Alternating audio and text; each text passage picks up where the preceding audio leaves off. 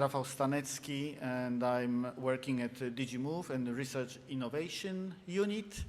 The session is on building an inclusive and interconnected transport system. I would like to present three participants who are sitting on the scene. The first presentation will be project INDIMO by Mr. Imre Kesseru. The second project will be Dignity by Silvia Gaggi. And the third project, TRIPS, Tali Hatzakis. We have three projects to present. The bad news that we are late. The good news is that we have time because so we will be able to present everything. I would like to maybe, when thinking what to say, I thought about starting with the very high level, why we are dealing with issues of inclusive transport, for example. And I checked that there is an EU Charter of Fundamental Rights, which actually brings together the most important personal freedoms and rights of the citizens of the European Union. And the Articles 20-26 is about equality and discrimination. So this is where we are on the legal base, very high level, which makes us work in direction of inclusive transport. In the mobility area, a way to build an inclusive society is to provide access to transport to everyone. Otherwise, vulnerable or disabled citizens would not be able to participate and have access to healthcare, education, employment, culture, social life. So the new technology should not be used to make transport more difficult. On the contrary, the new technology should make it more easy to use. So I think the three projects that will be presented here bring us closer to this objective. My predecessor, my head of unit, give you an overview of some initiatives, policy initiatives in the digital area, on the sharing of data, which are very pertinent also to the topic of interconnected transport system. I would mention the Commission Sustainable and Smart Mobility Strategy, which speaks about making mobility fair and just for all, making mobility affordable, accessible in all regions and for all passengers. So we are talking here about urban environment, but also rural environment. A study which was done by Commission in 2019 showed at that time that there were very few regions in Europe which actually use technology to enhance accessibility of public transport for vulnerable users. And the wider participation of citizens in the rural areas and cities is very welcome and requires cooperation, all stakeholders, citizens, operators, designers, and authorities. So with this overview, I would like to invite the first speaker, Imre Kesseru, to present INDIMO project. Thank you.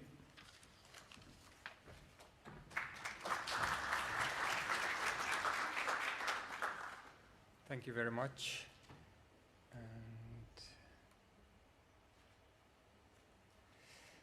So my name is Imre Kesseru.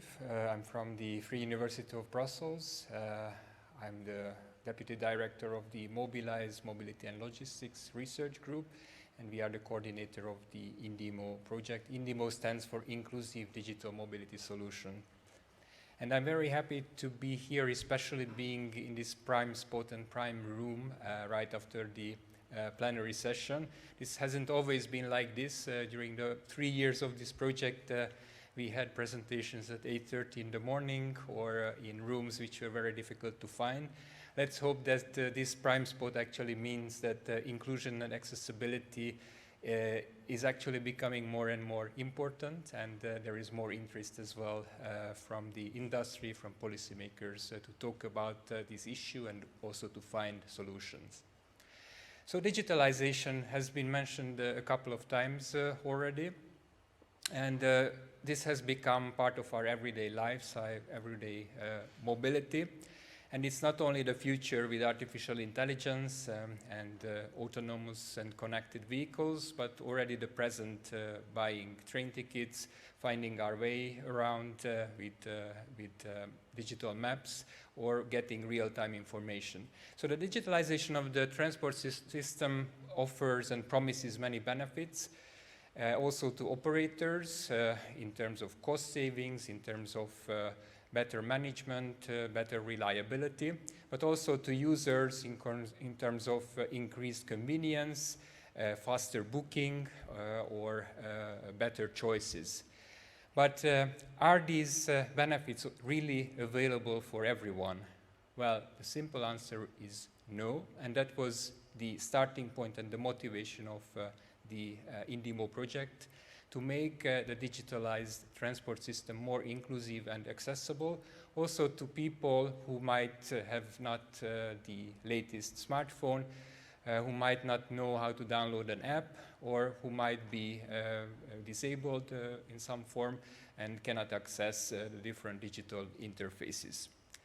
So before I jump into the results of the project, I would like to bring 3 quotes which all come from people that we interviewed throughout the project. These are people who either never used digital mobility services like car sharing, Google Maps, or booking train tickets, or very rarely. So the first quote is, "I don't have a smartphone yet, but I am planning to use one. My partner helps me by checking Google Maps and Street View." So this also contradicts already the first assumption that is very often made, that everybody has a smartphone and they all know how to use it and get around, for example, using Google Maps. This is not at all the case. And there are many millions of people who actually might have a phone or a smartphone, but are not able to really find their way around in these phones. Then the second quote, "I don't know how to read a map." So many people actually don't even know how to properly read a physical map, and they have issues also to read digital maps and very complex user interfaces. So every time, for example, an interface changes, they have another barrier, another difficulty to buy a ticket, for example, or to find a route. And the last one says, "Not having to learn too many new things is a must. The simpler, the better, the less, the better." This is also something like a message to software developers, because our software's applications on the phones are becoming increasingly complex with increasingly more and more options. But our interviews with vulnerable people have shown that what they want is more simplicity and also fewer changes. Not very frequent updates of operating systems or applications, because what they have already learned once, it's very difficult to do it again. So the INDIMO project, Inclusive Digital Mobility Solutions, has been working on bridging this digital gap. The project just finished at the end of December, and it was running for 3 years, led by the Free University of Brussels, with a wonderful and creative consortium of 15 partners, including service and app developers, research institutes, but also civil society institutions, for example, representing users and non-users. The project at the beginning set out 5 key objectives. The first one was to assess the needs of vulnerable users towards a digital mobility system. The second one, to look at the requirements that increasingly digitalized mobility applications pose on the users. Then to co-create a set of tools that address the needs of the key stakeholders of the digital mobility ecosystem. and that is the engineers, the developers, the operators, the policymakers, and also, of course, the users and the non-users. Our fourth objective was to foster the concept of universal design throughout the planning and design of digital applications, to improve accessibility and inclusion, and finally, to influence future policy at multiple levels, at the EU level, but also at national and local levels. So in the future, new applications, new services will become more inclusive and accessible. We focused in this project on specific groups of people with vulnerabilities. So who are these people who are left out of the benefits? People with lower income who cannot afford, for example, an internet subscription on their phones or the latest smartphone. People living in peri-urban or rural areas because the internet service might be patchy, or maybe actually there are no digital mobility services available at all in that area. Ethnic minorities and foreigners, they might have language issues accessing the interfaces. Also people with lower education, because they might not understand clearly how the registration process works, for example. Caregivers who take care of, for example, children and or older people, because they might have different mobility patterns and needs towards the services. Women, people lacking digital skills or non-connected people who might find it difficult even to find and download an application. Older people, people with different physical or mental disabilities, but also people in social isolation, which was typically a case, for example, during the COVID pandemic, which ran through for 2 years actually during the implementation of our projects. So we were trying to see what the needs of these people are, and also what barriers they face when they try to travel around and use digital mobility or delivery solutions. It's also important to mention that we did not only look at personal mobility, but also we investigated, for example, delivery services, for example, smart delivery boxes or food delivery services. We based our methodology and approach on the digital mobility ecosystem to address the needs, the barriers, and the drivers of the 4 key stakeholder groups of the ecosystem. And that's the developers, because they can directly influence how accessible a mobile interface is.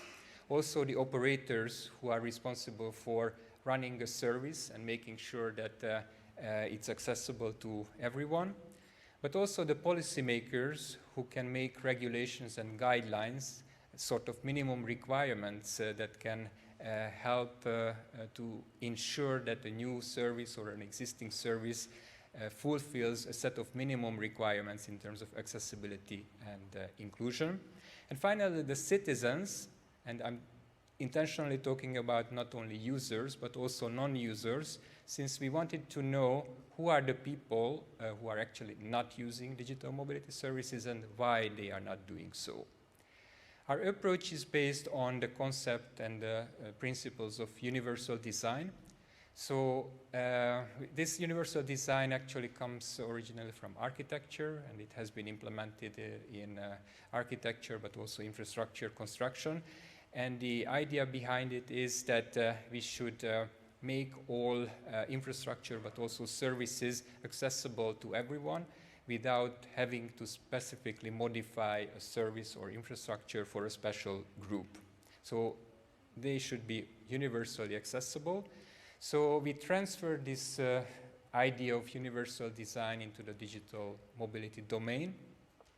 And we also extended it with 2 new criteria, which are originally not included in the concept: security and privacy, because through the interviews that we conducted with vulnerable people, that came out as a key need and key barrier and key fear. Is my data going to be stolen, or can I really use a credit card when booking a service? And also we focused on social, spatial, and economic equity, which includes affordability. So when we create a digital mobility service, it should also be affordable rather than just technologically perfect. A A few numbers about the research that we conducted. Through 5 pilot projects, we conducted more than 60 co-creation sessions. And in these pilots that I will introduce shortly, we redesigned existing services to make them more accessible and inclusive through an approach called communities of practice, working with local practitioners, users, stakeholders, operators. And all in all, we interviewed more than 240 users, non-users, and other stakeholders, including policymakers and operators, to really get to know the key barriers and drivers, and then co-create the tools. So after the needs assessment, we tried to come up with really the key findings and the key needs of vulnerable people. The first key requirement of people in vulnerable situation is that technology must be accompanied by friendly interface, channel, and assistance. So technology in itself is not a solution. It really needs to provide the type of assistance that the different types of vulnerable people need. The second key finding is that although digital mobility implies that we are reducing actually the need for personal assistance due to possibly cost savings as well. So that's why, for example, the staff at railway stations has been disappearing for many years now. But our findings show that vulnerable people do need human assistance. Of course, it can come via various channels. It can come via a phone call or a chat message, but also in many places still real people, humans are needed to help people with information, to buy a ticket, or to help them to get on and off the vehicles, for example, at the stations. The third finding is that data security and privacy are key needs and possible key barriers to using digital services. There is a high level of fear in people in vulnerable situations that their data might be stolen or they might be a victim of a cyber attack. And it is important that this should be provided with no overload of information, because people are not ready to read long texts like 3 pages of the GDPR regulations. The fourth finding is that the proper coupling of the digital and the physical experience is really key, because you might have a very inclusive, very fancy digital interface to book a car sharing service, but if you cannot find a car then in the parking, or you cannot get into the car because it's not accessible, or a public transport vehicle, then the digital solution didn't really help this person to get from A to B. The key output of the project is the INDIMO Inclusive Digital Mobility Toolbox that we have co-created with the community of stakeholders. This is already available on our website. You can find the QR code here and also the web address. And you can explore interactive tools that can help you as a developer, policymaker, researcher, or user organization to assess if a service is inclusive and accessible, and then get recommendations and guidelines on how to make the interfaces and services more inclusive. The toolbox consists of 5 key elements. The first one is the Universal Design Manual. This is an interactive slide deck available on the website, which has many links to templates, for example, and more detailed guidelines on how to design an accessible interface for mobile phones, but also for computer screens, and also how to streamline the registration and booking procedure for digital mobility services. The second element of this toolkit looks specifically at the interface design and specifically at the icons, for example. Our research has revealed that there is not a common understanding of the most simple icons that are used in the different applications, like a house, a heart, a star. And our guidelines provide a way to co-design and co-create icons that are understandable across different cultures as well, irrespective of the language that they use. The third element are guidelines for cybersecurity and privacy. you can do an assessment through a process that we propose of a new or existing application to see if it complies with minimum requirements, especially considering the needs of vulnerable people. The next element is a set of recommendations, which is presented as a database, and you can browse through based on your needs in terms of what type of service you are looking at or what type of stakeholder you are.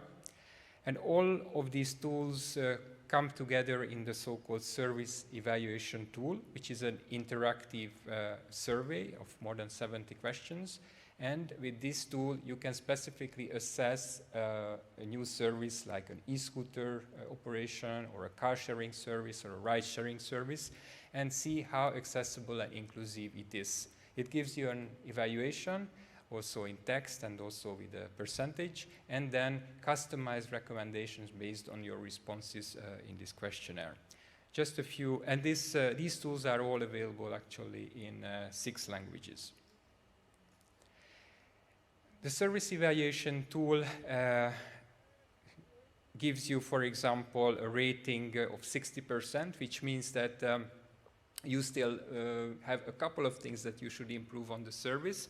And it also shows on this spider diagram what are the weaknesses of the service. For example, in this case, the weaknesses are about payment. For example, maybe only credit card payments are allowed, but also information provision or the lack of communication between the user and the provider. And based on these results, a specific set of recommendations are given then to the user of the tool. So feel free to try it. It's already available on our website.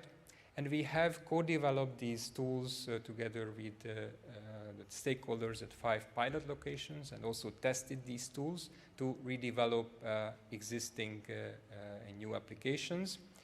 In Antwerp, we worked with people with visual disabilities to develop a smartphone app that can help them to cross at the traffic light where there is not an audio signal. So it indicates them actually if it's green or red, the signal. And we made this as inclusive and accessible as possible. In Berlin, we worked with a ride-sharing software developer, and we added a so-called safety button to this ride-sharing application, because that was a need that was expressed by female users of ride-sharing, so that they can ask for help if something goes wrong during a ride, or they are harassed, or they feel unsafe. In the third pilot in Emilia-Romagna, in the village of Monghidoro, together with Poste Italiane, the Italian Post, we deployed a smart delivery box, which was brand new in a rural area. And we applied training and education strategies to try to make people understand the role of such a smart delivery box, but also to increase their digital skills to use it. In our fourth pilot in Galilee in Israel, we worked on a ride-sharing application which enables now women, especially women, to travel around in an area, finding matches with drivers where there is very infrequent public transport. And the last pilot was in Madrid, where we worked with a bicycle delivery company. Well, they are not delivering bicycles, but they are delivering food by bicycle. So we redesigned their application to make it more inclusive, because they deliver food to vulnerable people, healthy food. And also we organized and developed the training for the couriers themselves to improve their skills to deal with different types of vulnerabilities. So what do we expect from all this research and all this toolkit and from the project? Well, we expect that there will be an increased awareness of inclusion when designing and operating and also evaluating digital mobility services in the future. Also, we hope that there is now a broader consideration of vulnerability, in that it doesn't only need physical vulnerability or disability anymore, but also includes affordability and also cognitive abilities or other vulnerable situations. We also hope that through these tools and guidelines, the user needs in the future will be better considered in the design of digital mobility services. We also hope that we can foster the collaboration between all these 4 stakeholder groups, because we think that inclusive digital mobility services can only be created through co-design or co-creation with the users and other stakeholders. We also came up with some key recommendations, which I'm not going to go through, because at the end of the session, we have joint recommendations from the sister projects, so we can discuss those at that point. So, and that brings me to the end of my presentation. Thank you very much.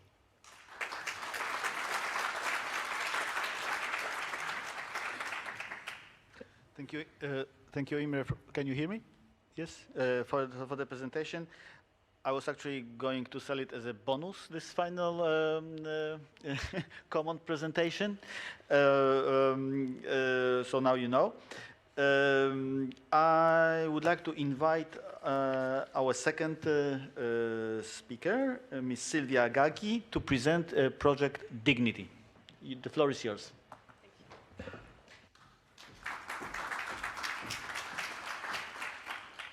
Can you hear me? Yes? Okay. Okay, thank you very much. I'm the second sister, Dignity. Well, I share totally what Imre said at the beginning. It's very nice to see a big audience in front of us at the very end of the project. So it's we made it somehow. Yeah, Dignity was financed under the same call as INDIMO and TRIPS. We started also in 2020 in the full pandemic, and we ended at December 2022, so 3 years. The call was asking to look into the digital transformation, the digital transition in the mobility sector, and see how this might impact different groups of the population. So this is what the Dignity has been doing for 3 years. Actually, we give it for granted nowadays that digitalization is part of our lives. I mean, the way we move, the way we book tickets, we even buy them, everything happens online or through different apps. But not everyone is benefit from all these new opportunities. So Dignity, and it's also the title of not just a project acronym, but the very aim of what the project wanted to do was to give the same opportunity to everyone to travel in the digital mobility ecosystem in the same way. No matter what the gender, the nationality, the physical ability or disability, or the age was. So this is really the aim of Dignity. And around this idea, we gathered a very diversified group of partners. We needed all of them. We have a core group of researchers, so universities or research institutes across Europe, that together we set let's say the theory of Dignity, and we have a second group of partners coming from 4 local contexts around Europe, from Barcelona, Regional, from Ancona in Italy, from Tilburg in the Netherlands, and from the Flanders regions in Belgium.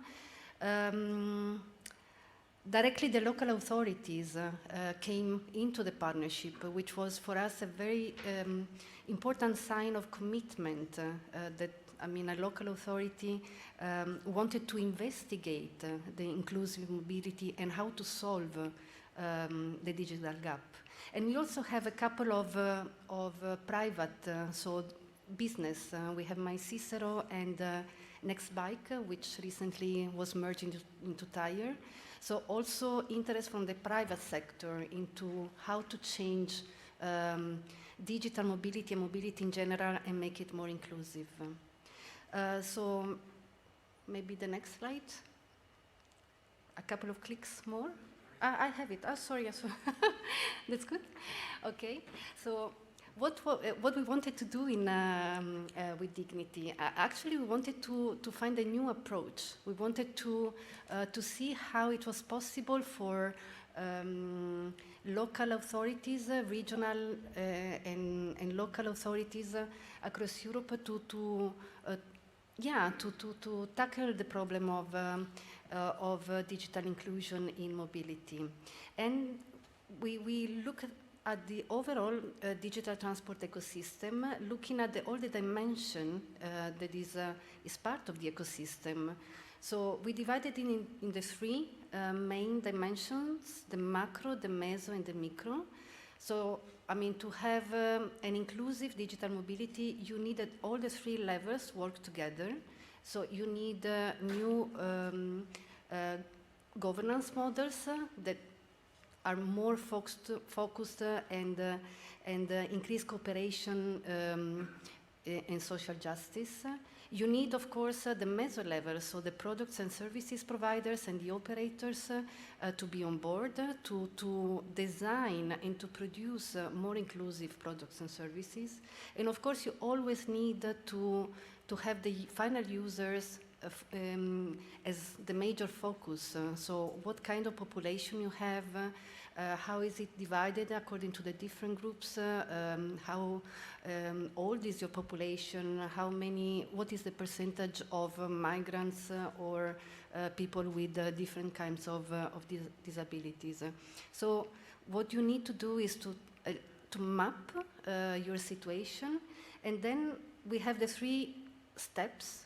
So the framing, you need to understand from the mapping phase where the problem lies.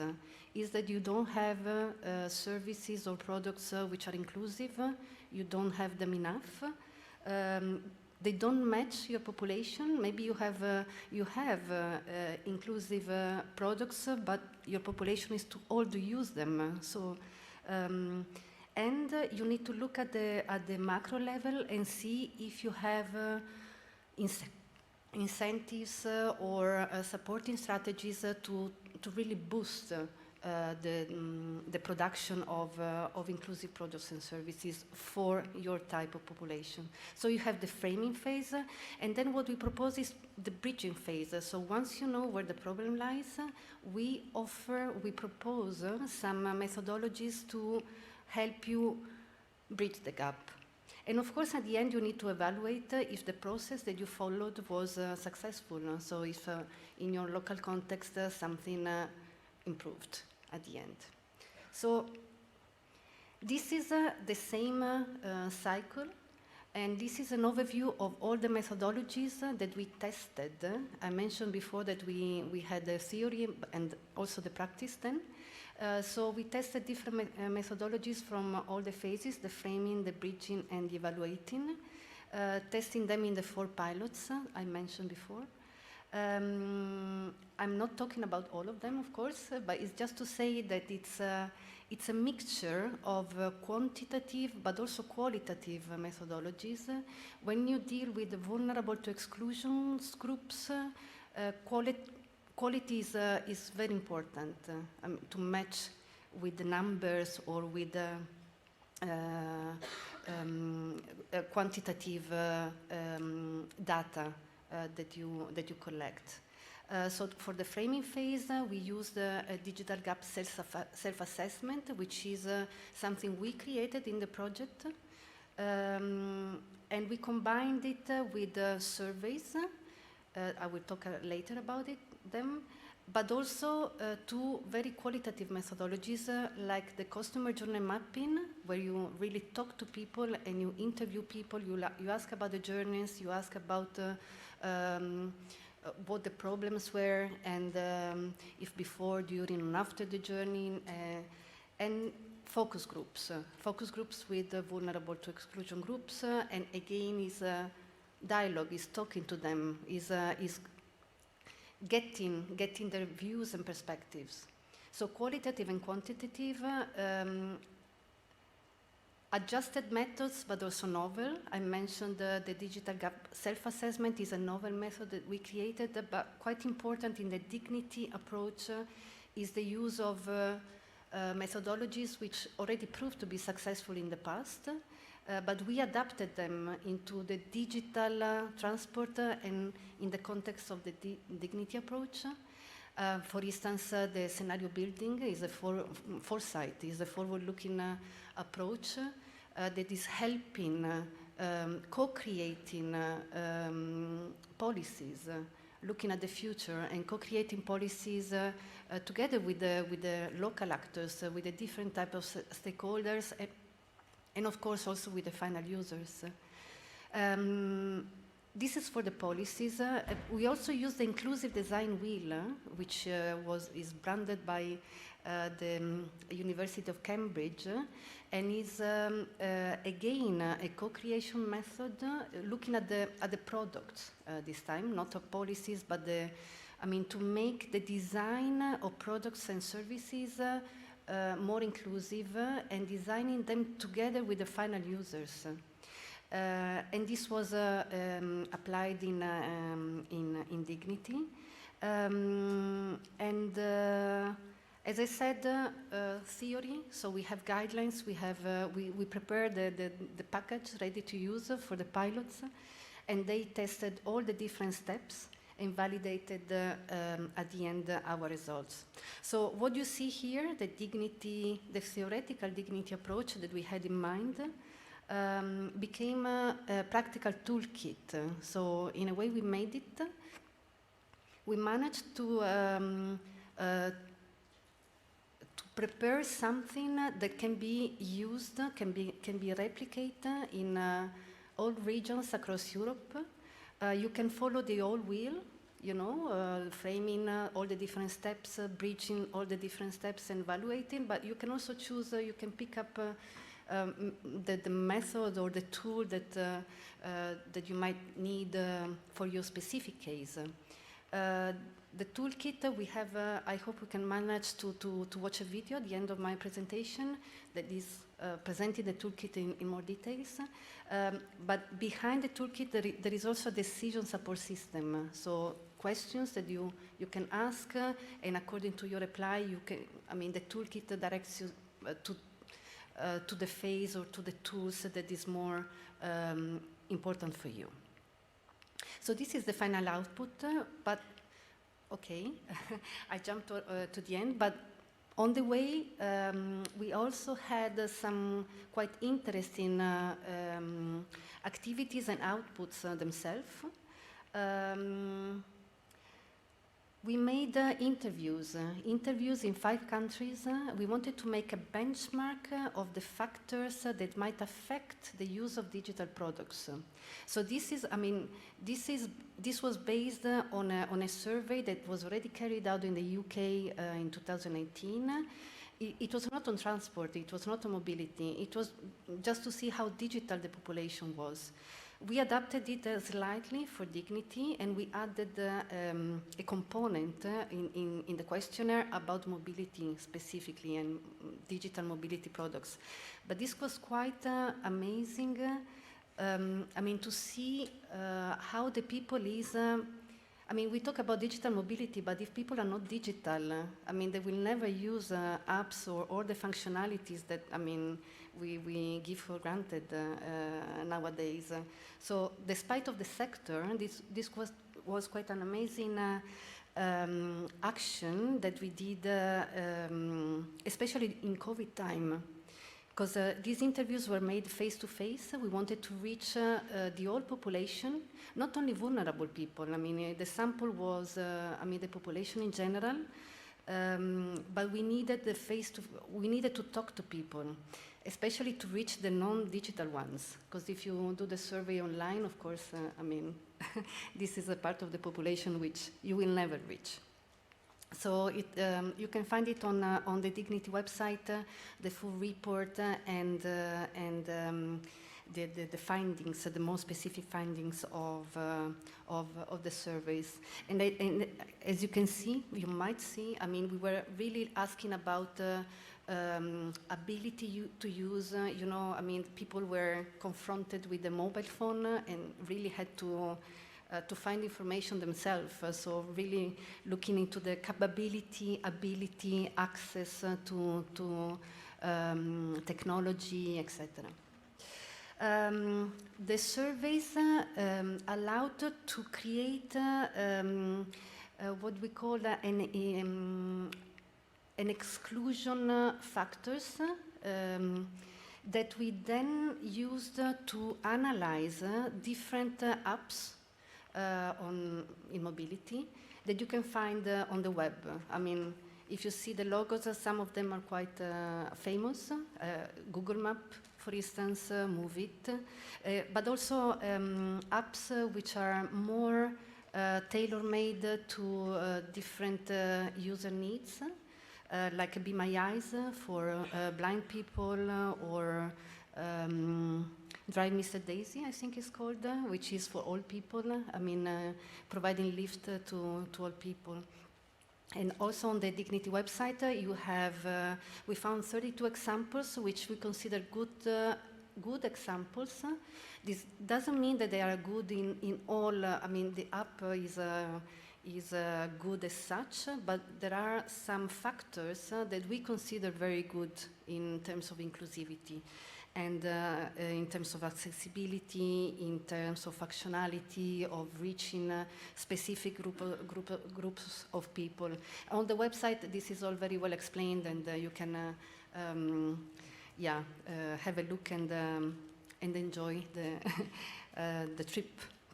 But what happened to our pilots? They survived. They were actually very happy to take part in Dignity, and they enjoyed the different steps, although some of them they found quite difficult, challenging, okay? But now they have for sure a very clear mapping of the situation according to the 3 dimensions, the meso, so all the products they have and how they are, how much inclusive they are, the macro, so I mean, all the regulations and laws and regulations and directives to be more inclusive, and the type of population. And they also went through, and they found it quite interesting, on the bridging phase, with the inclusive design wheel that I mentioned before. They really tested some practical services they are eager to improve and to work on, like the NEMI app, Demand Responsive Transport in Barcelona, the Hop in Central here in Flanders, the one-stop shop for mobility, a good example of mass that is becoming a reality. On inclusive bike sharing scheme in Tilburg, and in Ancona, they were working on the public transport app to make it more accessible to people with different types of disabilities. What is interesting is that they worked on the digital apps, but with the inclusive design wheel, they also came up with the non-digital solutions to make those services more inclusive. It's a paradox, but we are still in a transition phase where, I mean, to make digital products more inclusive, you need the support of analogic actions. And they also, at the end, came up with the 4, I mean, in one, for each of the pilots, long-term strategy for and action plans for more inclusive, universally accessible travel ecosystems. So they are really looking ahead, and they are really committed to make a change somehow.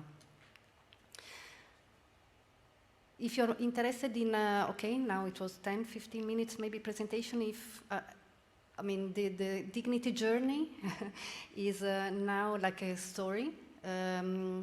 We made 3 publications where we are telling you what we did, how we did it, the results that we came up with.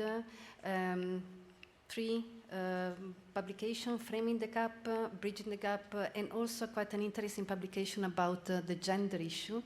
Because when we talk about inclusion, we very often refer to gender, but gender is half of the population, so it's also looking at beyond what is just gender issue, and looking more into intersectionality, to have an approach which is wider than just male and female as we used to make.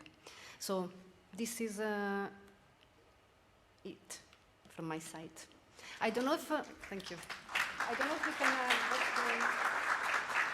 can, thank you, Silvia, for interesting presentation. We'll have a question and answer session at the end. Unless there are urgent questions, they have to be asked right now. Otherwise, we'll have all of you presenting a recommendation at the end. I think it will be a good... we have them in common, so yeah, we do it. So, thank you. And then we have to go on because time is passing very fast. Let me introduce the third speaker, Tali Hadzakis, presenting a project called TRIPS. The floor is yours. Thank you. Thank you. I'm not going to say the usual. We all started together. We all finished together. So this is the end of the journey for the TRIPS project as well. The TRIPS project focuses on specifically on people with disabilities.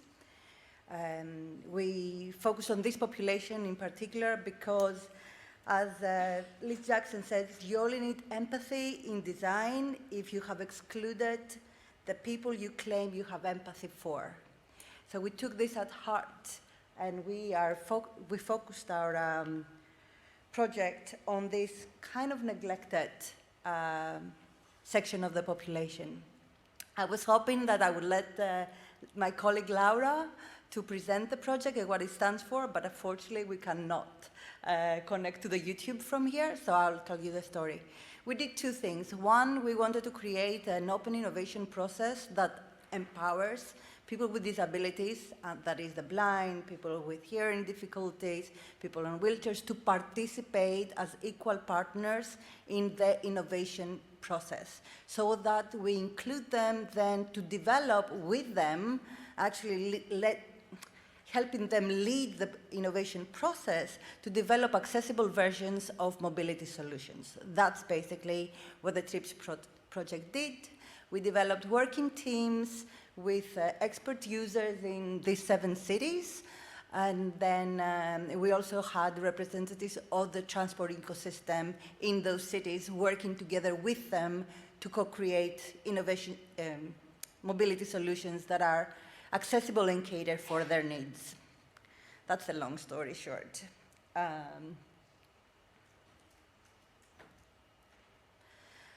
Right, I want to put some numbers here because throughout the 3 years I realized that many people, we don't realize how many people we are talking about when we talk about disabled people, and the thing is it's like a small niche research, you know, somebody on the side.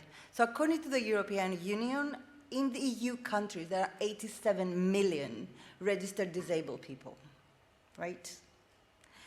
And in Europe overall, according to the World Health Organization, there are 135 million people with physical, mental, intellectual impairments. So we're talking about a big chunk of the population here, and this does not account for the elderly, where the statistics then go even higher up. So I'll talk a little bit about the market. I will tell you about what are the key issues on accessibility for persons with disabilities. What do people want and in what order?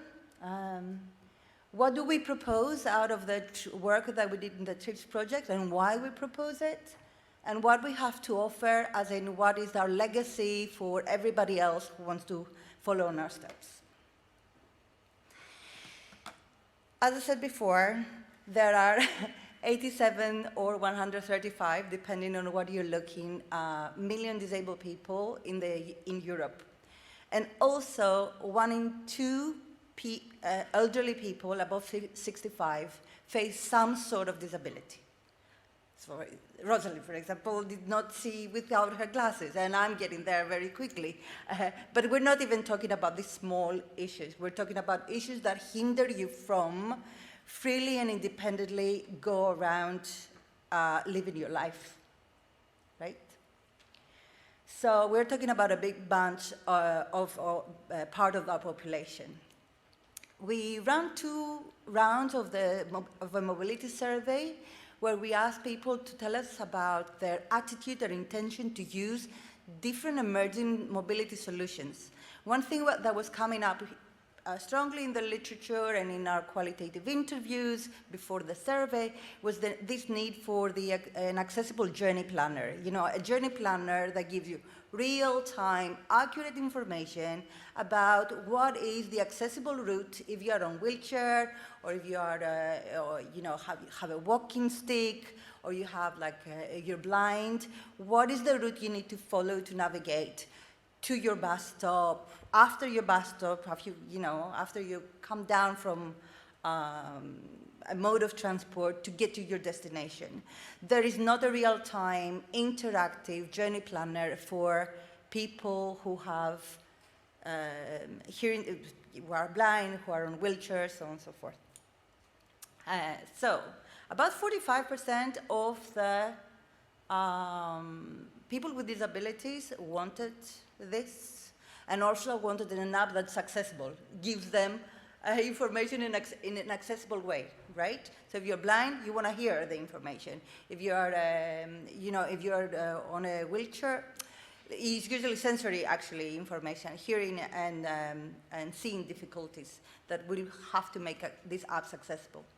What was interesting, the second round, where we didn't have only people with disabilities, but we included the elderly and people without disability, the people who wanted an accessible journey planner jumped from 45 to 80%.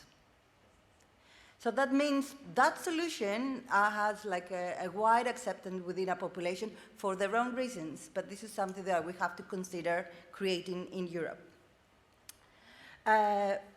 We found that there are similar sort of patterns in preferences between the elderly and the people with disabilities.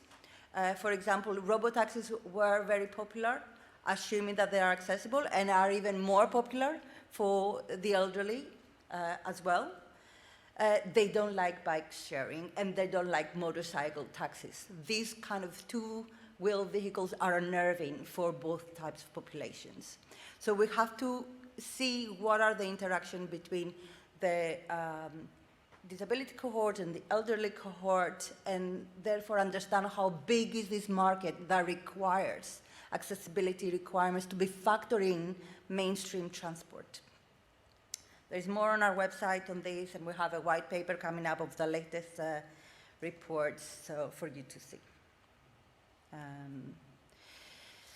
What is the pecking order of the issues they're faced? So, the most difficult thing for people with disabilities is getting on and off a mode of transport. This is challenging in buses, this is challenging in trams, in trains, in taxis, everywhere. So that interaction we need to sort out this problem. The second big issue is reaching that mode of transport. From your house, from your friend's house, from your hospital, from your doctor, getting to the bus stop, getting to the train station, or whatever you need to board. And even more importantly, you get off some sort of transport, how you get to your destination, especially when you do not know where the accessible route is to prepare you, because there is no such information out there. So most of them need to be chaperoned constantly by somebody else to help them, particularly when they go to new places for the first time. Imagine going for a date with your mom. So the other thing that is important for them is using facilities. It takes so much longer to reach your destination, and most of them have various reasons that they need to go to the loo, and they need to keep warm, right? So reaching out to like keeping them comfortable in the intersections of the journey is important for them. Delays. Apparently, just because our fleets, like not all buses are accessible, that means the buses keep on passing by. Sometimes they're full, with mothers with prams, and people with wheelchairs cannot board because there is no space for them to board. We need to make sure that the new green fleets, all the buses in these new fleets are accessible. And not just for people with wheelchairs, but what do we do for people who are blind as accessibility services? How do we inform people who can't hear about changes in the route of a bus or of a train or a disruption? What systems do we have on board? Comfort aboard. Imagine being on a wheelchair with people just packed around you in a bus. It's really, or try to reach for the button, to press your button to stop the bus. It's kind of really difficult for them. And they need to rely on the people around them. Travel information, I already talked about this. But the most emotive for them issue was people's attitudes. And when I'm saying people, I mean transport staff who doesn't stop, for example, to pick them up or help them getting off board, and other passengers' attitudes in the modes of transport or in the stations, or bumping into you. It's just like we need to change how we approach them. And that actually is very gutting for them. It's not just difficult it's very, they feel lesser as a result of our attitudes towards them. Okay, what do we propose? We propose that to prioritize accessibility as an integral part of the mobility strategy, not as a side issue, as a core issue. We cannot talk about batteries and new engines and not making sure that all these people will be able to be on board. Redefine accessibility from a user perspective, rather than from a political perspective, a government perspective, an EU perspective, or an operational perspective. Ask them what accessibility means for them. Enable disabled users to drive the accessible mobility policies and priorities, so we don't waste money on the things that will not make a difference. And this is happening constantly within the transport sector.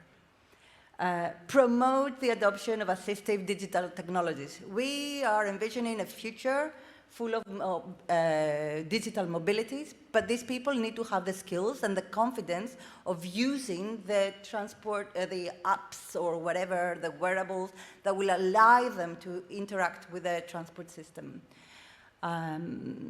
Cooperate across agencies, because accessibility is a door-to-door issue. And many times, accessibility falls between the gaps of institutional jurisdictions, right? That's not my issue, that's not my problem, I don't have money for this, that's your problem. Like we need to collaborate to see the chain of the end-to-end journey and find synergies. There you go. But also collaborate with the users themselves. There are NGOs, they're happy to, NGOs, CSOs on disability, they're very open to be included in the conversation. Change legal requirements and procurement standards. Like if we make it a bullet point in a procurement standard that whatever vehicle is coming on the road needs to be accessible and follow XYZ guidelines, then no inaccessible bus or tram or train will be on our streets in the future. Train transport professionals and staff on accessibility and inclusivity, sensitivity training. We have done this for women, we have done it around race, it's time that we do it around disability. Foster knowledge sharing and technology transfer partnerships, that goes without saying, this is why we're here. Fund a European Accessibility Design Center. This is what I will be talking very soon with Sinea.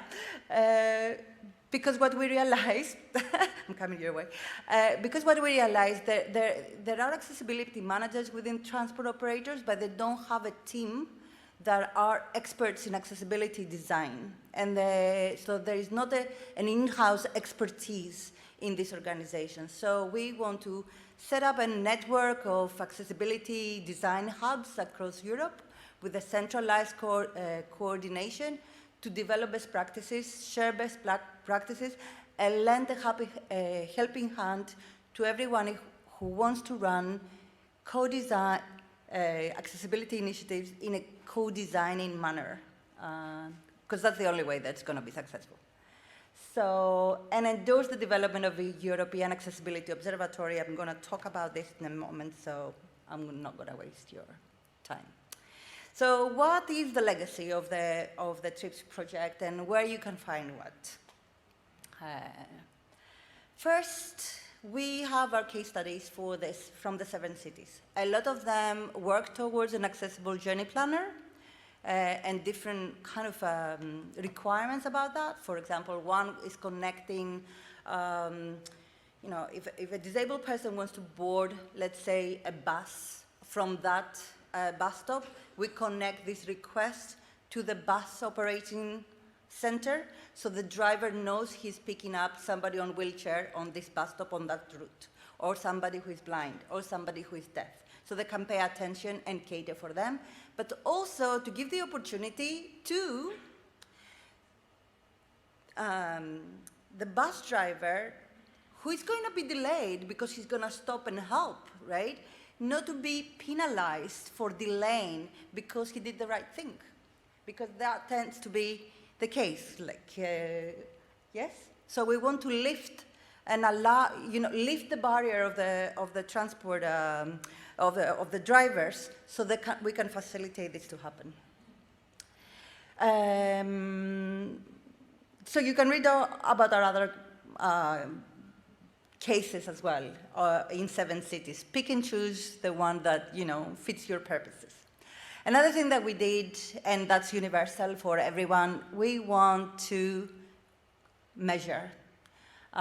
We created a ready-to-go crowd audit app that you can download from the usual app stores to measure the accessibility of the transport system in your cities. So the app enables users with disabilities to audit the accessibility of urban transport based on dimensions that they develop. And their dimension is comfort, convenience, affordability, safety, and I always remember, I always forget one. But it's something that they created bottom up by themselves. We just facilitated the clustering into 6 dimensions that are important to them. That way, the transport ecosystem can have a view of what matters and what exactly matters, and we can separate, we can drill down into this data to talk about what the blind people want versus what the people on wheelchairs want. And we can also divide this data or analyze this data based on mode of transport. So you can go either high level or drill down to the particular factor that pisses people off when they have to travel in their cities, and who exactly is, you know, we need to cater for. We have an algorithm at the back. We do all the analysis. It's ready to go and to give back information to transport operators. We have also allowed people to take pictures and upload them, so they are geolocated, so you can see the problem, and an open text as well for people to leave comments, so you can make sense of what is exactly that they want and what is exactly the problem. We envision that if many cities adopt this with their constituents, we can develop a European Accessibility Observatory, basically, you know, like a transparent observatory with all the issues that happen in different cities that we can drill down and up and have a conversation based on evidence rather than, having a fight of perceptions or misconceptions about what's going on in our cities. Let's do evidence-based policy, research, and innovation.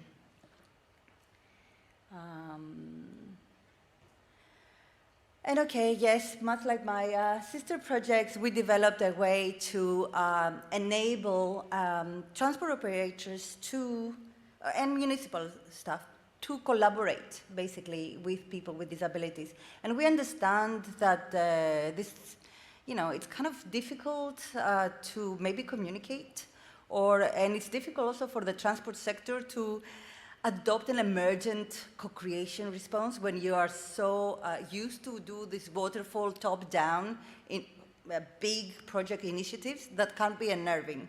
So we created a step-by-step self-learning guideline structured in 6 modules, and each of these modules have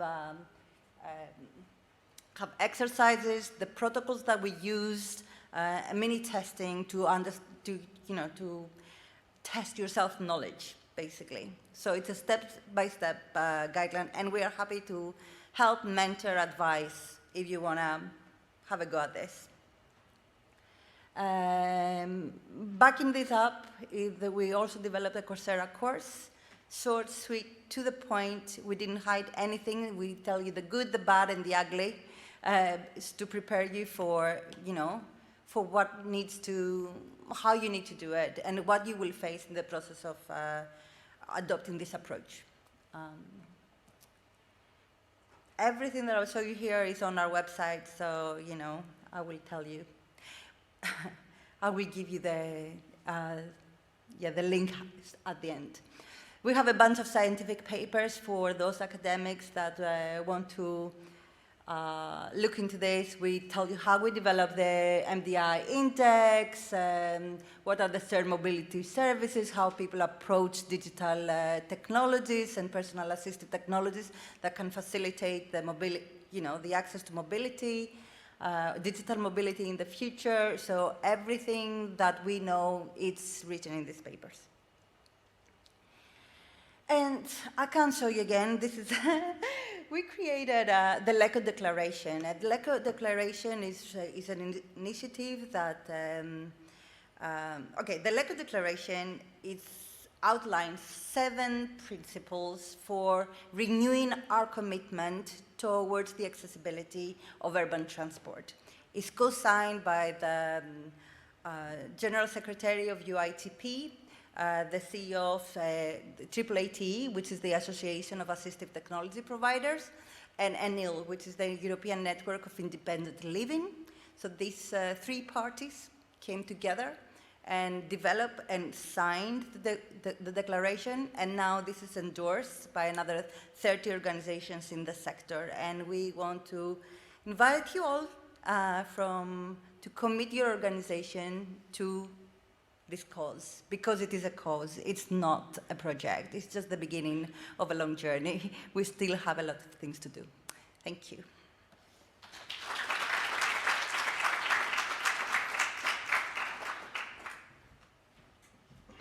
Thank you, Tali, for this interesting and full of energy presentation. As promised... I'll go there. Okay, you go there, but we'll have the panel now, yes? Yes. The panel. Okay, as promised, the bonus part. So in line with a synergy call, we have 3 projects presenting the results together. No, sorry, we decided to do that at the end, so we can have now some discussion after all the presentations. Yeah. Yeah.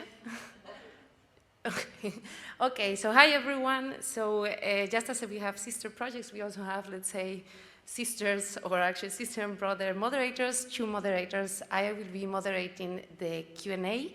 My name is Laura Babio. I work for POLIS Network. We were also partners in the INDIMO project. I work there as a project manager, but I'm now leading what we call our Just Transition Task Force, where we really try to tackle this topic and many others. And just before giving you the floor, a bit of a reflection on what was presented. I think really that these projects came at a fantastic time, because we are really in the midst of a crazy digitalization wave. to be honest, now it's even rarely that you don't need to deal with a digital interface, a platform, an app to access some of the mobility services. And I think that one of the best things that these projects do with raise awareness. On the one hand, on the topic of digital inclusion, this is a topic that many people don't even consider, think that it's far away from them, but it's actually not. It's much closer than you think. Digital literacy is not, I'm sure that even in this room, it's not as clear as many people might think, and I think that these projects are doing the God's work to bring this topic, and I hope that it's not left there.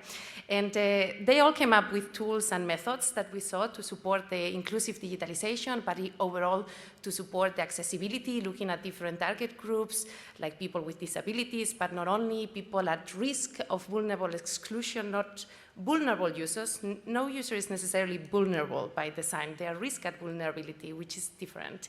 And they really help to evaluate the current transport systems and the future. So they are very timely projects. How this is going to continue, I don't know. I don't know if anyone has a question already from the audience. Yes, I think, yeah, they are going to get the microphone. Please state your name before. Thank you. Yes, my name is Odile Arbeit de Chalandard. I'm the representative here in Brussels of the Université Gustave Eiffel, which is focusing on the future of cities. We've received some specific funding for that. My question would be, what is the legal follow-up from your three very interesting projects? Because we had Torsten just before, Torsten Klimke saying, if you have a point where you have research findings, research results, and you are claiming for a legal follow-up, my question is, what would be the legal follow-up that you would see for your project? Thank you. Who wants to take it? Tali, I see you want. You have to press the button, I think, yeah. This one, can you hear me? Okay, so from a disability point of view, what we want to do, like our top priority is to change the procurement standards. Because if you change the procurement standards and no inaccessible vehicle can come to market or gain a municipality contract, that will pull, if you like, and push the transport ecosystem and the vehicle designers and the vehicle manufacturers to make sure that all the fleets are accessible, otherwise they're not going to get the contract.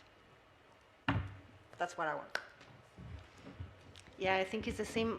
Actually, I think this is part of our common final recommendations, or at least it is one of the recommendations from the Dignity Project. It's very much in the same lines to put inclusivity as a criteria for public procurement. That would be, that would solve to a large extent the problem of in the design of the products and the services that we are not inclusive nowadays. So. Maybe let me just add that of course this is not only an European issue, but it's also the different regions and municipalities should adopt such procurement rules. So if an e-scooter operator comes to a city, for example, they shouldn't only require them to clean up after themselves, meaning that the pavements should be kept clean, but also to make their applications booking process as accessible and inclusive as possible with minimum requirements. One question for me, how do... Okay, sorry, I also had one. So I understand the question was also to the Commission. Commission is here listening. Commission has been accompanying the projects through the project's life together with senior colleagues, projects officers. So we are well aware about the conclusions. It will feed to the reflection if something has to be changed in the procurement standards directives, which Commission is responsible for. So in this way, it is a soft influence with ideas and from research to policy. Thank you. Thank you. I just wanted to ask, because you all gave good answers, but my question is, how do you reach to cities for this to happen? If there is no EU directive or framework that sets the pace, the cities are at different levels. How do you reach out? Just on your honest opinion, you were dealing with many different policymakers, with services, so how do you reach out? How can we help? I'm asking, how can I help directly? I mean, we are doing we are already doing work. Remember to subscribe to our Just Transition webinar series, since I'm here at it. But please just tell us, how do we convince them? How do you suggest from your experience in the project? After COVID, we need to attract people back to public transport, correct? So unless, like, if you see my statistics, like 20% of people below 65 and 50% of people above 65 have disabilities, one way or another, and we are not getting any younger as a continent. So if we want public transport to survive, right, we need to cater for this big number of the population. Otherwise, the whole idea of public transport will become redundant. And we will continue to have public cars because people will be excluded, like literally excluded from public transport. So why are we wasting so much money bringing like new great batteries if nobody will gonna use them? What is the prudence in that? I mean, from my point of view, apart from, of course, the human rights and so on and so forth, it makes a big economic sense for transport operators to want to facilitate this to happen. Not to mention that we have been approached by some kind of big organizations that want to use exactly the same accessibility services, if you like, as a premium luxury services,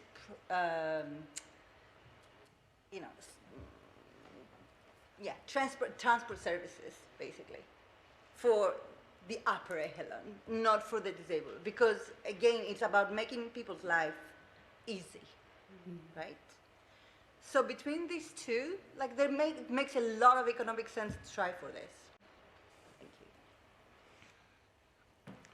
I don't know. Yeah.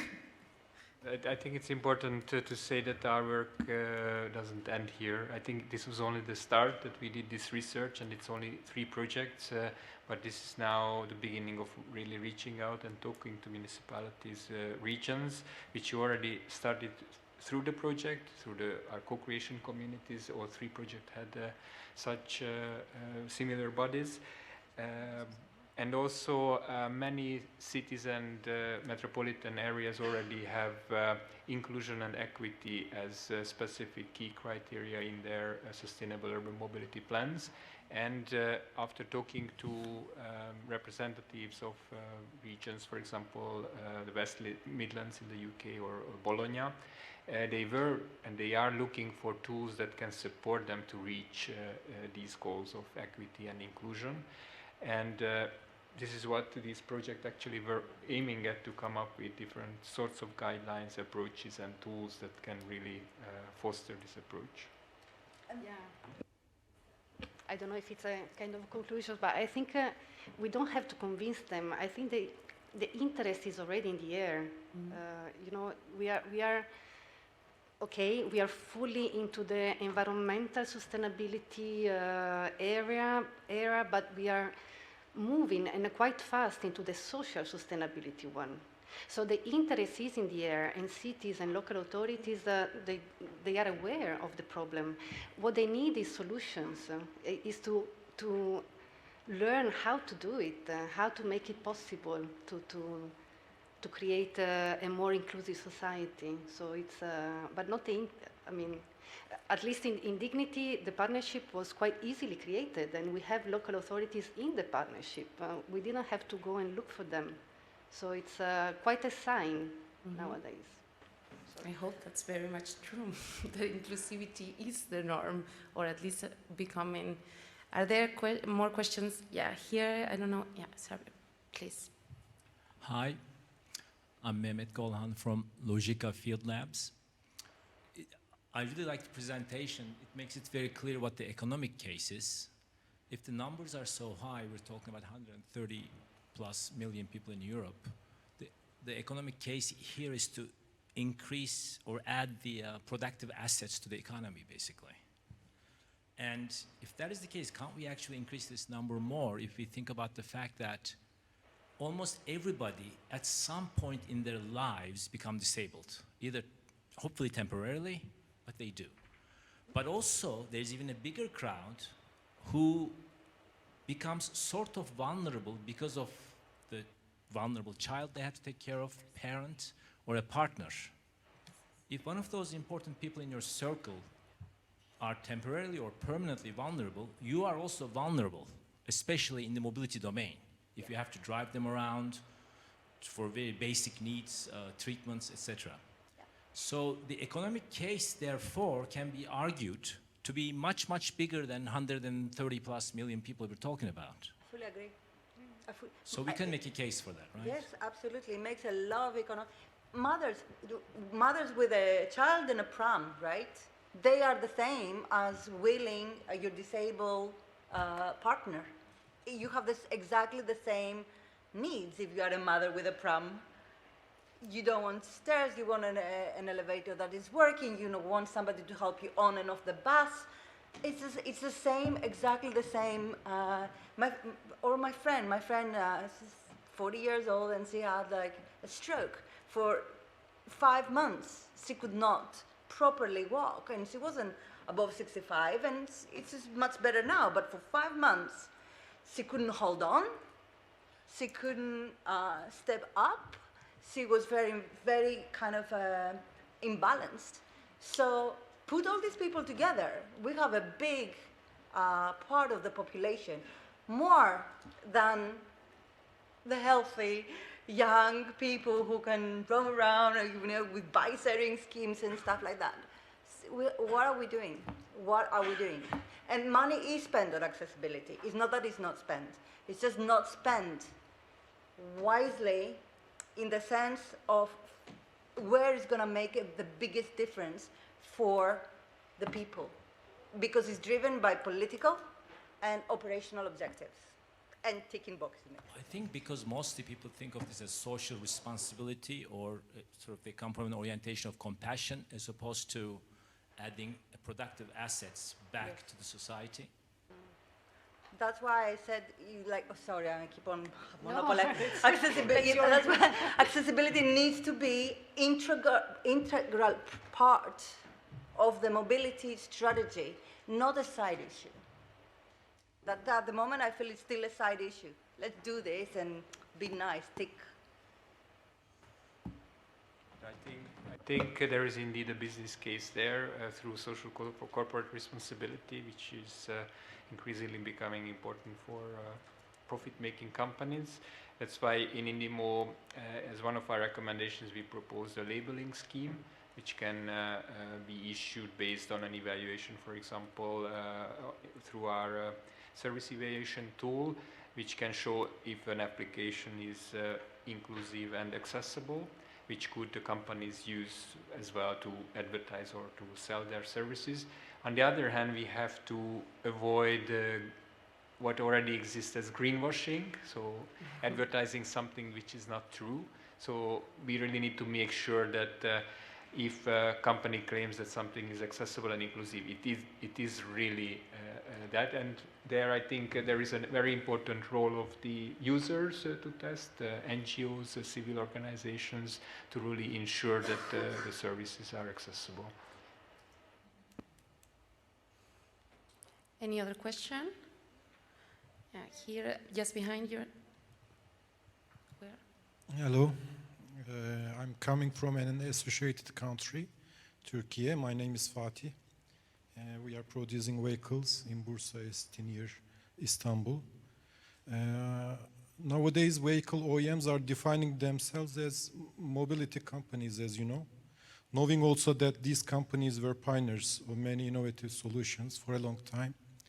I feel like that OEMs didn't show up within your projects as partners. Am I right? If yes, is there a specific reason for that? And what do you think about the role of vehicle OEMs in this research area? Thank you very much. Thank you.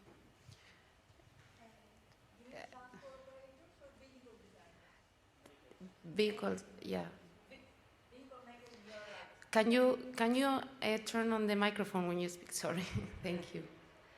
In our project, it was transport operators, municipalities, and transport authorities that participated from the transport sector, but not vehicle makers. You are absolutely right.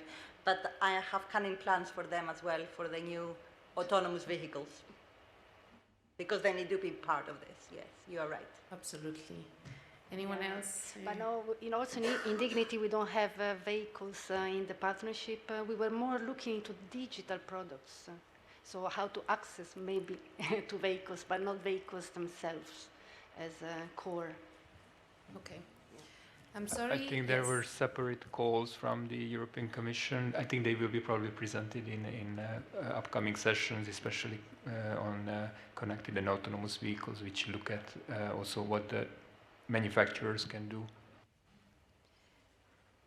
I think, as you rightly notice, OEMs will be more present in technology topics like fuel cells, batteries, and the social soft issues are less interesting for them. But it's a fair point. Thank you. There was another question here on the other side. I'm sorry, in that corner I have like a light that's blinding me. So if I don't see you, I'm very sorry, but on this side it's good. Yeah, go ahead. Good afternoon, everybody. My name is Marco Tella.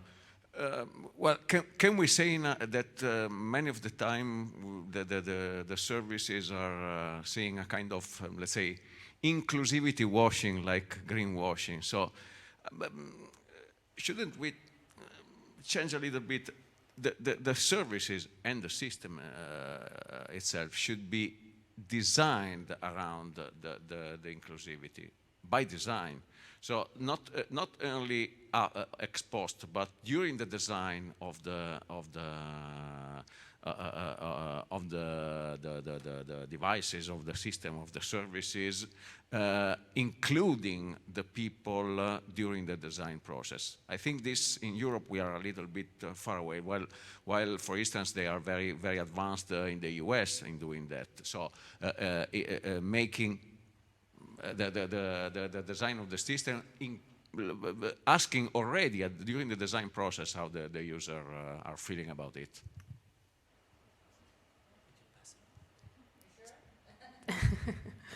Go ahead, Tali.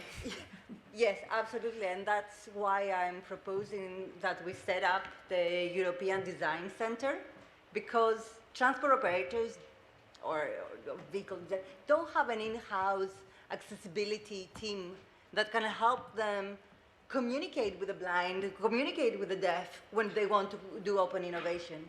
So what happens is, because they have never sort of interacted with these people, they shy away from interacting with them and leave them outside. What we want is for this center to facilitate this interaction, be an avenue for disabled people to become designers themselves, right? And connect them in the innovation process from the beginning, from actually what the heck shall we do first, and what second, and what third? Tell us, instead of making assumptions about you. So they have the European Network of Independent Living have this motto that says, nothing about us without us. So let's make this happen. I fully agree. From my side, yes, hands up. Join us. Sign the declaration. Let's make the design center happen. Ding! There are too many engineers and too less, let's say, social science experts. Yes, let's bring this together. Like there is no, okay, different education, but we grew up now. Let's collaborate. Synergies, people, synergies. The word of the day. Maybe just to give you an example, in our project, the INDIMO project, originally we have foreseen this service evaluation tool as a tool that you can use to assess the inclusivity of an already existing service or something that just been designed or introduced. But over the course of the project, actually, it evolved into something that you can already use during the design process on prototypes, and also you can use this list of questions which we have in the questionnaires, like minimum requirements that you would like to fulfill as a company or a designer, for example. And that came also through the suggestions of the designers and the policymakers that were involved in the process.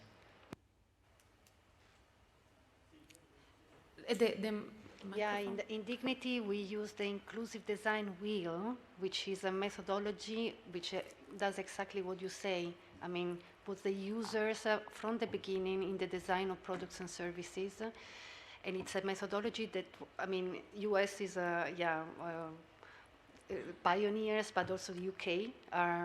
This comes from the University of Cambridge, and what we did was really to adapt this methodology to digital products in the context of dignity, so into mobility. And we tested it in our 4 pilots. And now we made available some guidelines. We were refined after the testing, because it was too much Cambridge dependent. But if we want to replicate across Europe, we need, to learn from our experience and to make them more user-friendly and usable from whoever wants to start the process of co-designing with the end users products or services. So we made this and it's available now. So it's Rafal? I think there's also a side aspect relating to the Commission. We will not influence how the processes go within the private companies, but for our legislation, the public consultation is a standard.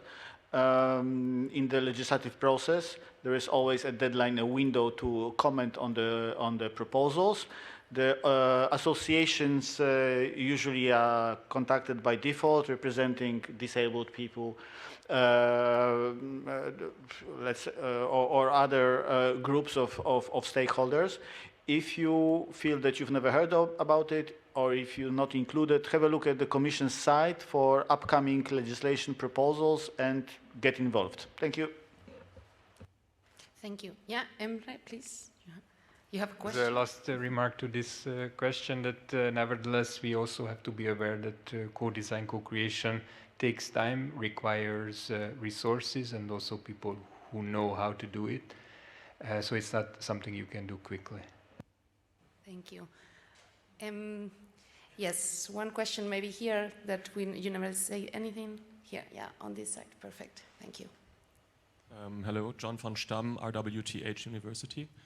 As currently there is a social taxonomy under development, have you thought about contributing to formulating screening criteria for the public transport sector and the mobility sector?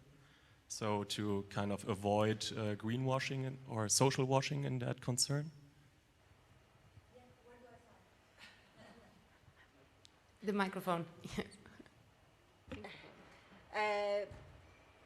Any interaction in the development of criteria when it comes to standards, when it comes to procurement standards, we are up for it. Again, who is we? Like the projects with dismantle came to an end, but the European, for example, European Disability Forum, which is like the umbrella organization for all the national associations around disability, should be part of that, right?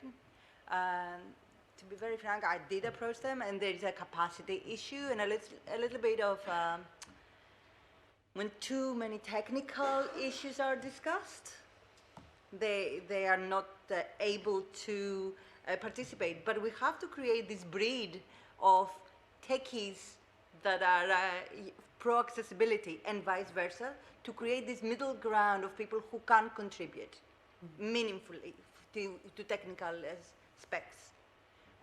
Does not exist because nobody takes the lead in creating that bunch of people. But yes, we need to discuss this.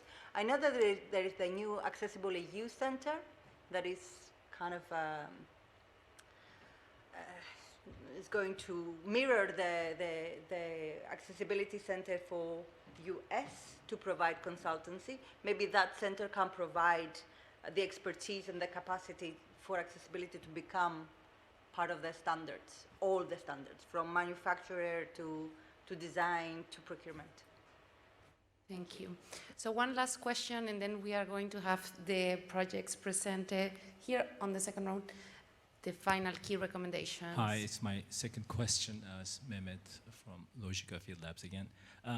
You mentioned that at times you need a physical and digital combined interface, like people need human touch, human contact. And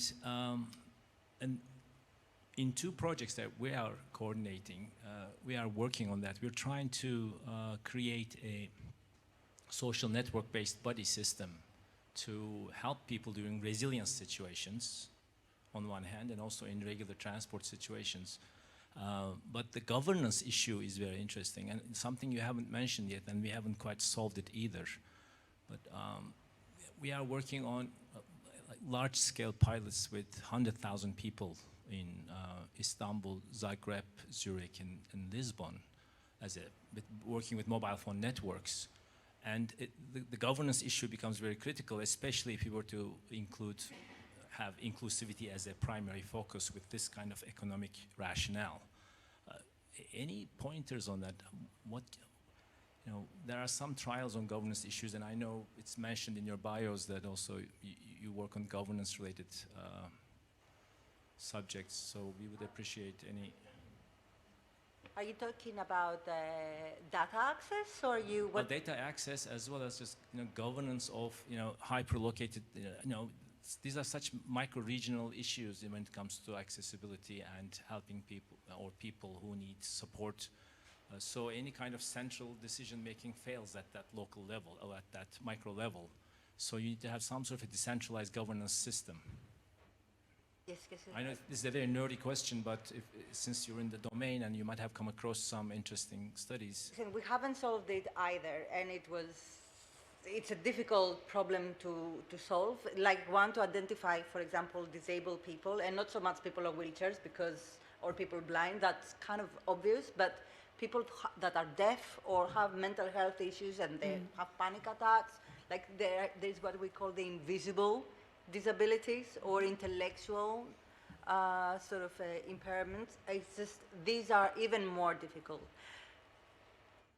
I have some ideas about the governance of this. It's very, very embryonic. We can offline this if you want, at least when it comes to, to disability. Because of course, as you said, like the business case, if we add mothers with prams, people who have some sort of temporary issue, the elderly, foreigners, migrants, then this just how we deal with is almost everyone, right? Yeah. So maybe it's not it's an overall governance issue on how we handle disruptions and crisis. Let's offline this. Thank you, Tali. I don't know if Emre or Silvia. Emre, please. Maybe just a note on this that aggregation is quite challenging and maybe also dangerous in the case of people in vulnerable situations, because each person is unique. It's never a single vulnerability. We call it intersectionality, that you are a woman, you might have a physical disability, and you might belong to an ethnic minority. That's already three things. So there is like endless combination of vulnerabilities. And each combination needs a kind of specific approach. So aggregating it up to like hundreds of thousands of people and finding common solutions, I think it's very challenging. Thank you. Yeah. But at the same time, it should not be a cop-out. We develop personalized services about clothes, clubbing, everything that is retail kind of oriented.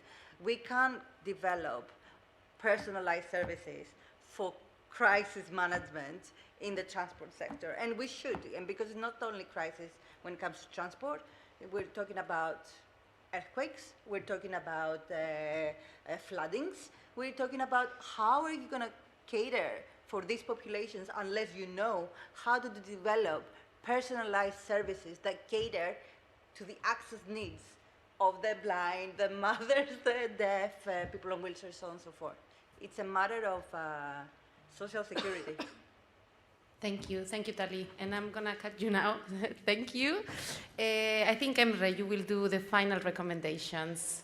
Thank you. I think we probably talked about most of them. So I won't keep you long, but since the projects actually worked together for 3 years and we built on the synergies, and we came up at the end of the project and at our final conference a couple of joint recommendations. And we address primarily the European Commission, but also the national, local level, and also the other stakeholders, businesses and NGOs. So the first recommendation concerns focusing on users, involving a wide range of stakeholders, users and non-users in particular, in the co-design of inclusive and accessible transport products and services. And in this respect, we need guidelines and best practices. Focusing on policymakers, we propose to embrace inclusive co-design principles in the next EU transport strategy as a horizontal requirement, and also in the guidelines, EU guidelines for local sustainable urban mobility plans, and also in national transport plans as a recommendation, as an overarching planning principle, and also to define key performance indicators to really measure the progress towards inclusivity. The third one focuses on the industry. We would like to see that businesses and the industry prioritizes accessibility and inclusion over market dynamics, and also explore the business case and market potential for inclusive and accessible transport products and services. That relates back to the question of social corporate responsibility. And also, we, as we said, only started something, and we would like to continue, and we would like you to continue, we would like others to continue, to create a common European platform for accessibility and inclusiveness, to act as a one-stop shop for inclusive co-design solutions and planning tools to ensure the continuity of project results. And finally, what comes after our projects? We hope that many more other projects, but even more implementations and best practices. And we call the European Commission to further support inclusive and accessible transport development, design, planning and operation through new research, but also implementation projects and demonstration of best practices to maintain the momentum that we have just started. Thank you very much.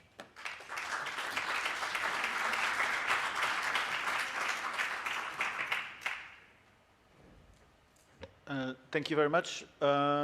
We still have some time, maybe a few minutes, if there are questions.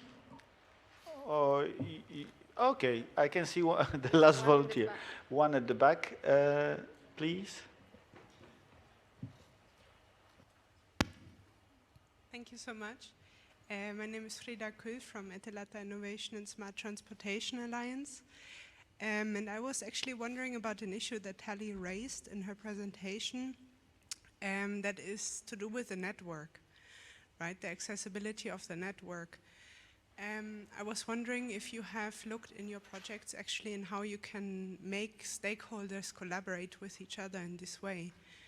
Because if you change the public procurement process for a public transport operator, that's great, but the accessibility will stop where the doors of the operators stop. So yeah, I was just wondering if you had considered this also in your projects. Thank you.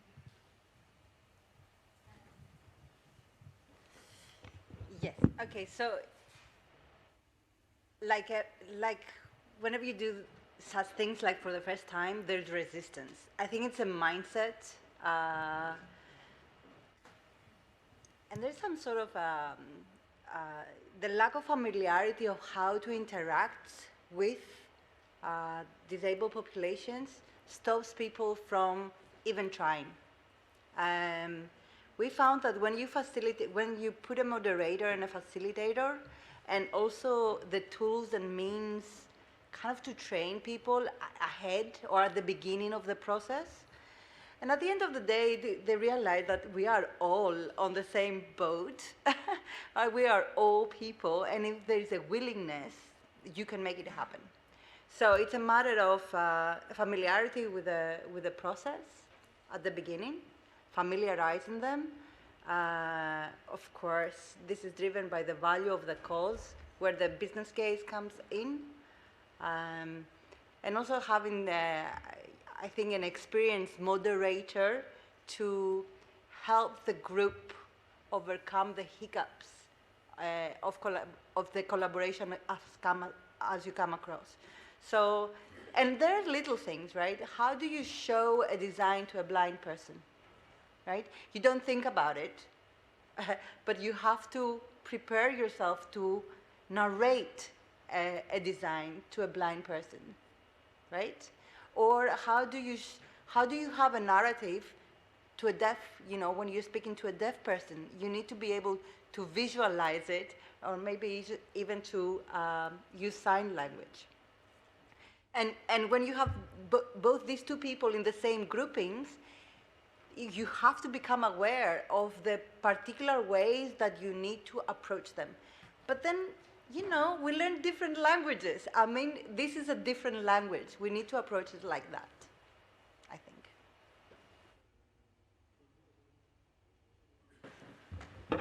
Yeah, I think it's very much in line. In Dignity, the push came from the local authorities themselves. We had a huge number of workshops, co-creation workshops for the policies, so the scenario building for the products with the concrete products with the end users. So they organized the workshops, so they were able to recruit different people, not only vulnerable to exclusions, but also common citizens and stakeholders, and they managed to do it. And I very much agree on the role of moderator, because policymakers, producers, researchers, and citizens, they speak different languages. And you need to have someone that translates sometimes the jargon and into language for everyone. So it's a profession, actually. The moderation of these kind of workshops is really a new profession, I would say. Yeah. Then as a last note, it's very important in these co-creation, co-design processes that already at the beginning the participants are aware that something will actually change if they do participate. So the promises are not empty promises, or we are not just creating guidelines, but there will be some kind of a change. And then what is also important, there is a kind of intensive collaboration, so it's not like a meeting every 4 months, because then the interest declines, and also the motivation of the participants, and you lose many people on the way. Thank you. So now I can close the session. I would like to thank you, the presenters. I think that we must agree that 3 projects will bring us closer to the target of inclusive mobility. I would like to thank all the participants for your attention. And if you have any questions, feel free to contact projects leaders. We are open for business. And the Commission if necessary. Thank you.